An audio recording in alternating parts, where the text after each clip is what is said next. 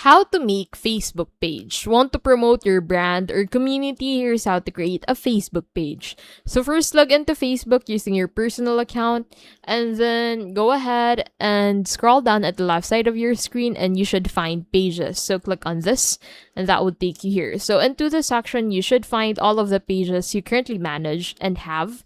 And then to be able to create a new page, simply click on this create page at the top left and then select public page and then go ahead and click on next and then click on get started. So from here you can go ahead and add your page name, the category where this specific page belongs, the bio of your page. You can also customize settings such as add contact info, website, and choose a call to action button like message or shop now.